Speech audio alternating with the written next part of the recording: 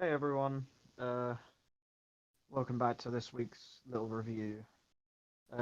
Before we get into things, we just need to address something which should have just been before the actual video started. We just wanted to let you all know that Silver is no longer with us. Um, we had to let him go yesterday night, or yesterday morning, I should say. So as a result, the video this week's review isn't what it was meant to be. It was meant to be a scary movie for today, but we thought in his memory we would do a little film He like that he liked and used to watch with Amelia late at night. They used to watch TV more, but I was like, we can't review an entire TV show in one episode. So we thought we would do a little something. Do you wanna give a little bit of backstory on? so we thought we'd do The Secret Life of Pet 2016, which is the first one. As he used to lay in bed with a blanket over him and a pillow, because that's how he liked to sleep, didn't he? And then we'd watch this and fall asleep, and then the menu would come up and then play it again and then fall back to sleep. And he quite liked this one, so Bless him. He loved his telly and he loved his cuddles. And obviously, it's not going to be the same without him. We can't give our updates every week about what's going on. And I can't just randomly go off subject when he emerges from under the bed to have a big sip. Of course, there has been 20 odd episodes with him. He's been around a long time, even if we only start. Not enough, yeah. I mean, he did well for his age, bless him, but we thought we would just pass the message on per se. If I remember to, I'll try and overlay some images of him. yeah, so this one's dedicated to him This one goes out to our boy Silver, proper. Poppet, Granddad. Popsicle, Sausage, Grumpy, whatever you wanted to call him. He had all his needs, bless him. So yeah, uh, I don't know how to start now. I don't know what to say. Yeah, we'll get on to it now. We just thought we would update everyone about what's happened. I'm wondering if he liked this film so much because he had his sister Bubby, who was a black and white cat, but she was overweight. And Chloe does remind us a lot of Bubby, Chloe is a heck and stronger. especially with the food. Yeah, the one So scene with the I'm fridge. wondering if that's why Silver liked this so much. Yeah, But the important thing is he's resting in the garden with his siblings, so he's back with his kitty family now, so his mum and his brother and his sister. yeah, bless him. So yeah, we'll get into it. As we say, this one is dedicated to our little boy. Mhm. Bless his heart. So as we mentioned earlier, this is Secret Life of Pets. As a fun fact, it is our first animated film we are covering on the channel. And I think it's a good one as well because we did laugh quite a bit with this. Yeah, it's It very was silly. kind of like they got Chloe the cat really down to a T, didn't they, with her behaviour, and we were like, oh, that reminds us of what so and so used to. Yeah, because obviously we've got cats. If you couldn't Mm. guess, We like all animals, but obviously we're just you were we're born. cat people. Yeah, when you moved in, we just had cats, not a dog, because Tiny would not stand for a Tiny dog. would not allow a dog to enter her kingdom. Unfortunately, not. But we like all animals, but obviously we're a cat house. Yeah. We levitate more towards cats. So yeah, we'll get right into it. This is directed by Chris Renaud. Renaud. Forgive me. I don't care about pronouncing names correctly. It's how it's spelt. That's how it's said.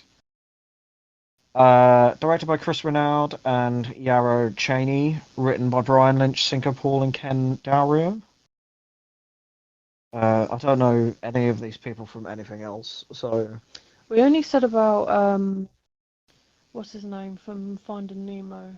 Yeah, Nemo's the dad. cast are good. The cast has some good names, so we'll get into them. It's got quite an ensemble cast, but with movies like this who are made by Pixar, Illumination, Disney, they usually have a cast that you know from all sorts. So over in the opening credits, we see the film's setting of New York. Max, who is voiced by Louis C.K., a big comedian. Uh, I don't really know him much because he's American, pretty much. He's yeah, he mainly does a lot of stand up, but he's been in a few other films. It's literally just him. He was probably in SNL, let's be honest. Well, he was in what was that one at the top, which everyone should recognise? American Hustle, is it? I have no idea what that is either. Well, I've never seen it, but I've heard of it. But Yeah, SNL. I fucking knew it. Max gives his backstory of how he met his owner Katie.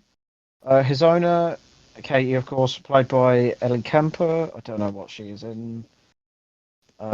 Sometimes I do my research, but we are recording this literally straight after we finished watching it. Yeah, I thought he was married to fucking I think him, but everyone's no, he's not. she's been in The Office, and I think everyone's heard of that. From The Office, Bridesmaids, 21 Jump Street. She was in the terrible Home Sweet Home Alone film, which, God, I might make this cover over Christmas. 3.6 out of 10. Oh, what a fucking. Oh, yeah. Lego Batman movie as well. She's in quite a lot. Mm. So Katie leaves for the day, and we see his neighbour Gidget, played by Jenny Slate, another actress who I will quickly have a Google of. There is a lot of. I don't need her ethnicity. I don't know where that came. She is in The Oh, Lorax, Zootopia, Everything Everywhere All at Once, the Lego Batman movie, Alvin and the Chipmunks, Chipwrecked, Venom. Some interesting choices of movies. Uh, so they watch her own and leave, and she speaks to him about his plans for the day, I should say. See a compilation of several other pets being left by their owners and how they spend their alone time. As mentioned earlier, we have Chloe. Gidget Uh, has got a very good personality as well. Like she's very she's just very upbeat and energetic, and she's a bit ditzy as well. She's a mm. bit slow because later on she gets tricked by another character. Yeah, but when things are sad, she's still kind of really upbeat about She it, which tries. they She's very optimistic.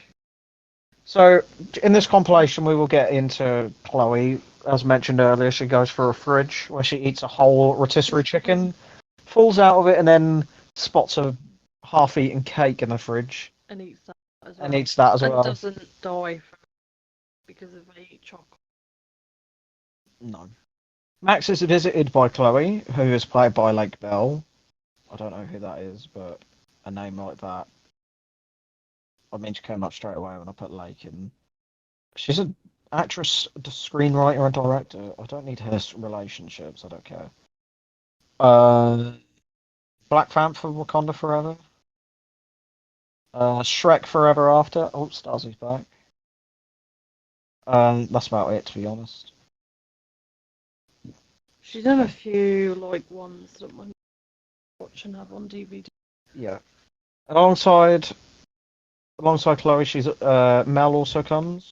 This big, I don't know what Pitbull is it? Pitbull? I don't think so. Or is, Mel, Mel is like a. I'm not sure what type. he's a big, saggy looking dog, but he's very energetic. He's played by Bobby Moynihan, a very jolly looking gentleman. He was in We Bare Bears, which is a TV show I used to watch when I was too old to probably be the audience of it. Uh, Killing Gunther with Arnold Schwarzenegger, DuckTales, the modern one, Oh, I've seen that. The Nut Inside Job. Out, The Nut Job 2, Nutty by Nature. Lots of like animated films as well. Oh, and Monsters University. Monsters University. I used to watch that a lot. I had that on I. DVD. It sounds really weird, but I prefer Monsters University, the first one. Oh, Ooh, that's a bold statement. So yeah, alongside Mel and a bird called Sweet Pea, who doesn't speak, just whistles because it's a bird, but there are other birds that can speak. A sausage dog named Buddy, played by Hannibal Buress. He was the coach in the Spider-Man films, but most famously he's in the Eric Andre show. Brings a ball while Chloe plays with a laser pointer. Kate returns home later with a larger dog named Duke, played by Eric Stonestreet. He is famous for being in Modern Family as a character I can't remember the name of. Modern Family. I can't remember what his name is. Uh, Cam. That's it. Alongside his on-screen husband. Oh, who has also been on the channel. His character in Modern Family is Mitchell, ironically, but his husband is played by Jesse Tyler Ferguson, who was in Cocaine Bear. He is the ginger guy with the long hair and the mustache who ran up the tree and then got yoinked out of it. Oh, Do you remember him? yeah.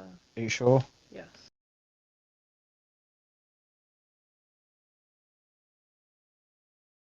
Let me show you him. Yeah. I do remember. Yeah, so that's a little shout out to him for being part of the channel before. So she returns home with Duke, who is to be his brother. When Kate leaves the room that night, Duke tries to make conversation with an unimpressed Max and forces himself into Max's bed. Max runs to Katie to plead to her to get rid of Duke, which he overhears, and he intimidates Max into surrendering his bed. Max vents to Chloe the next day about his problem, which Chloe tells him she doesn't give a shit about, and she tells him to basically be the alpha.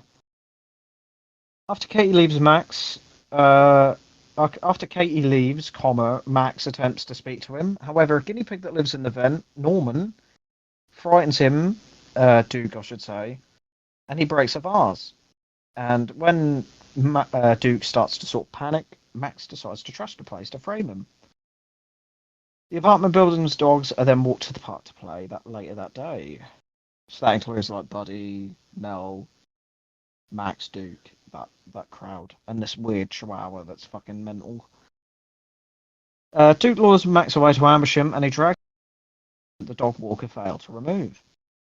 Run into two cats in an alleyway. One of them, whose name is Ozone, is played by Steve Coogan, doing a very weird voice and Cockney accent. Alan Partridge, famously, he was in Stan and Ollie. I actually weirdly enjoyed that film. We were talking about that the other day. Now, if you want to know what that Alan cat... Partridge, Tropic Thunder, Night in the Museum. No, I was going to say, if you want to know what that You've seen Night in the Museum, haven't you? You know the little Roman dude? Yeah. Yeah, that's him. Oh. Sorry, yeah. The little cat, the cat is one of those naked ones. He's a Sphinx cat. He is disgusting. He is like awful. Well, he is in the film. We don't really like Sphinx cats in real life. You usually threaten the kids, the cats, I should say. Because our cats are kind of cuddly, but not like cuddly. And Not like Silver I was. say to them, if you want me to leave you alone. Yeah, basically to look like one of them. So Ozone and his gang ambush them and take their collars as Animal Control chases them and manages to capture them. The Animal Control guys are in this film weirdly a lot. They get the shit beaten out of them, but keep coming back. Like they come back with bandages and like neck braces. Like if I was in an accident, I would not go back to work for a while. I would really draw it out. I really can't be arsed. Skidget watches a Spanish drama, a romance drama at home, and here's Buddy and Mel yelling at squirrels, believing it's Max. She believes it's Max barking, not they're yelling at squirrels, believing them to be to be Max. They tell her that he is missing, and the TV show she's watching is to go and save him. Snowball, who is a rabbit, played by Kevin Hart, last seen on the channel very recently with Scary Movie 3, appears from a drain cover in order to ambush the animal control officers alongside a pig named Tattoo and a lizard. He manages to break out a large dog named Ripper, as well as Max and Duke, after they persuade Snowball into believing they aren't pets, but strays. But also, they weirdly tell Snowball that they murdered their old owner, which is interesting. Gidget heads to a rooftop to search for Max, where she is greeted by a hawk named Tiberius, played by Albert Brooks. As we briefly mentioned earlier, he voiced Marlin in Finding Nemo, which is probably his most famous and well-known role, I should say. Who tricks her into freeing him until the chain restrains him when he tries to attack her. Gidget realizes he's lonely and offers to be his best friend as payment for finding Max, and Tiberius flies away to search for him. Max and Duke head through the sewers with Snowball's gang to their hideout that is the home to many, as they call themselves, flushed pets. This includes alligators, turtles, snakes, And like a duck swan, because and a goose thing that died, Ricky, that Snowball keeps pouring one out for the home. Snowball and the others proceed with initiation ritual. Tiberius brings Ozone to Gidget to interrogate him for Max's location, which he gives up once she basically just kicks the shit out of him. In the initiation, Max and Duke are to be bitten by a giant viper tooth, one massive tooth, importantly, to show allegiance, and Max is made to go first until Ozone's gang intervenes, causing Snowball's gang to be hostile towards them.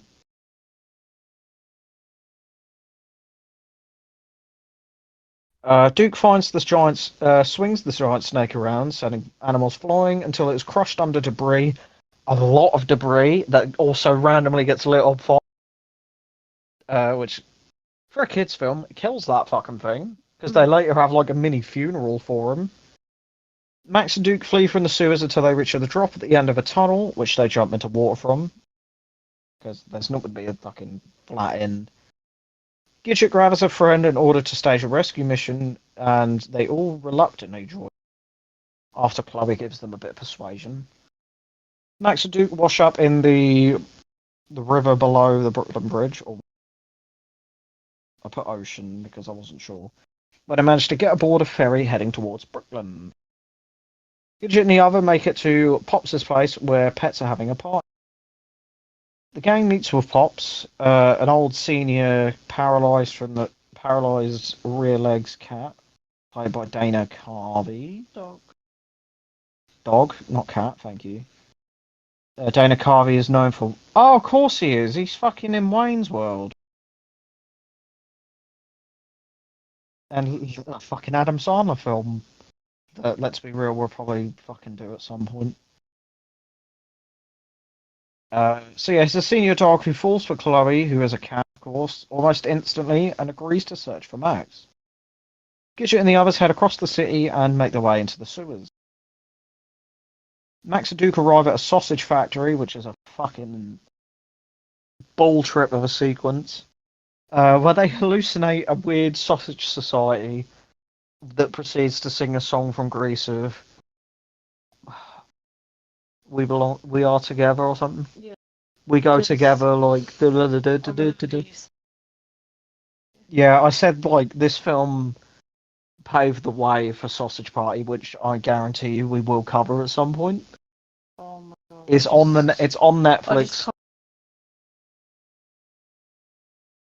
Yeah, that film is bad, but it's a fucking I would like trip. to add that it's an animation, but it's not. Yeah.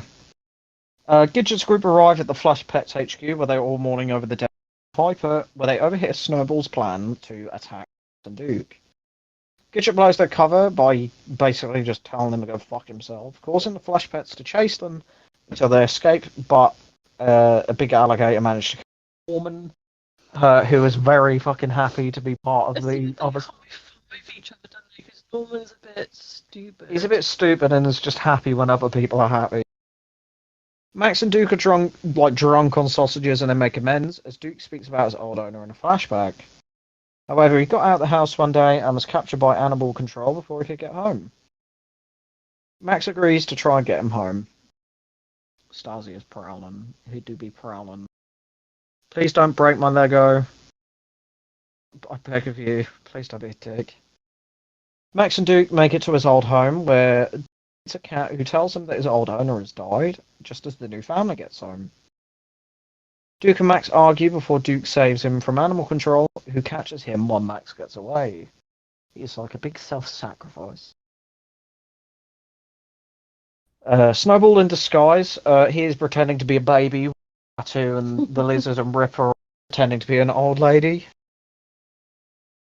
Spots Max chasing the van until the others are captured, forcing the two of them to join forces, stealing a bus, which has an advert for the movie Sing. This is also Illumination on the back. I think that was their little Easter egg. It was for their just like next a little film. nod. Yeah. They use the bus to ram the van until it crashes off a bridge, being caught by scaffolding. The drivers do jump out, so there's no human casualties. They're fine. The animal control that have had the living shit beaten out of them. They have survived 2 van crashes now. Snowball's gang arrive to rescue a basically unconscious Snowball from Max, but Gidget and the others arrive, managing to fight them off. Tattoo and the others escape the truck, but Duke is still trapped inside. Okay. Stacy's crying. Starzy, I know. Come here. Hold on, we're gonna have to interrupt the video so I can pet the cat. It's alright, baby boy, it's okay. It's okay. My little fluffy pants. Are you trying to suggest that stuff needs dusting? Is that why you've got your little tail? He is currently obsessed with a Lego set that I have yet to build that I will not spoil until it goes up on the channel. But I'm looking forward to it. It's going to be. He repeatedly was bashing that yesterday. Bless him. He's a little nut. Fucking hell. Right, let's stop. Let's stop petting the cat and get on with it.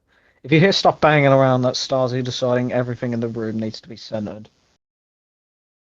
Max risks his life to make it across the unsafe van to grab the keys to the cage, but when he grabs them, the truck falls and he loses them when they're sucked out the window. Snowball, however, dives into the water as the truck sinks to give Max the keys to free Duke. Oh, he is up. He do be on the bed, though. Do you want to say hello? Can you please stop sending all the snackies we got? I thought we pressed stop recording for a minute. The 3 of them make it to dry land where all the animals reunite and steal a taxi for some reason. Drive. They can drive. Gidget and Max take a moment to talk, and the 2 confess their attraction, but they don't have a weird fucking animated animal, which I'm glad. That would have been fucking creepy. The Flush Pets plan to continue their plans for revenge on humanity, but a passing Snowball, and much to his excitement. All the pets return home to their owners, as Max and Duke eagerly wait for Kate to get home, and when she does, they sit together on the fire New York skyline together. And there we are. That is the first Secret Life of Pets. What are your thoughts? Because I know this film means a lot. I mean, I like it. I like this. It will always hold like a special place. Yeah. And it was just something that we could kind of put on along with Where you'd watch it, fall asleep, and then be woken up by the main Yeah. Stacy's decided he wants the first ever shift as the owner of the biscuit factory. So yeah, that was Secret Life of Pets. We definitely enjoyed this film. This is another film that I haven't read the shit out of. This is a film I enjoyed. I remember watching a couple of times previously to this. I apologise if this one's a bit slow, this one isn't as long as some of the other ones because it's only 2 pages, barely 2 pages. So if we've got this done in like a quarter of an hour, I apologise. Half an hour long on average. I think we're just going to give up with the because it's just getting a bit difficult. Because it's just like we're doing all these, and then we're going to put them in a different place on the letterbox. Excuse me.